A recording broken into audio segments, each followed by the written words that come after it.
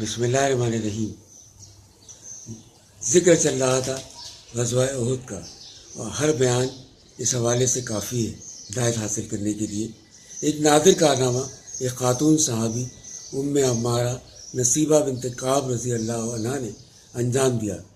وہ چند مسلمانوں کے درمیان لڑتی ہوئی ایک کافر ابن قما کے سامنے آ گئی۔ ابن قما نے ان کے کندھے پر ایسی تلوار ماری کہ انہیں بہت گہرا زخم لگا۔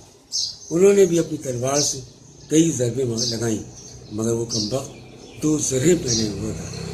حضرت ام عمارہ رضی اللہ عنہ کے 12 زخم آئے۔ بعض لوگ اس سے یہ نتیجہ نکالتے ہیں کہ خواتین جنگوں میں شرکت کر سکتی ہیں، حالانکہ وہ واقعہ انتہائی مجبوری کی حالت میں ہوا تھا۔ صحابہ کرام کی جانثاری کے واقعات بہت ہیں، بہت سارے، لیکن وقت بہت کم ہے۔ اسی طرح حضرت سہیل بن حنیف رضی اللہ عنہ کا واقعہ ہی مجھے یاد آ رہا ہے کہ جنہوں نے رسول اللہ صلی اللہ علیہ وسلم سے موت پر بیعت لی تھی۔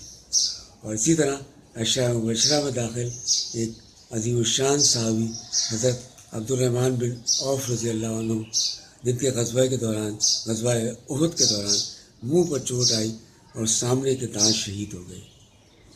اسی طرح حضرت قتادہ بن نعمان رضی اللہ عنہ، جن کی کا بھی ایک واقعہ قابل ذکر ہے، جن کی ایک آنکھ نکل کر چہرے پر ڈھلک آئی تھی۔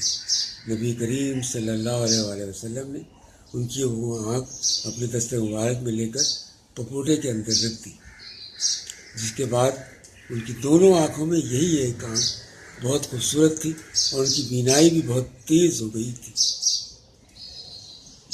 وما علینا الا البلاغ۔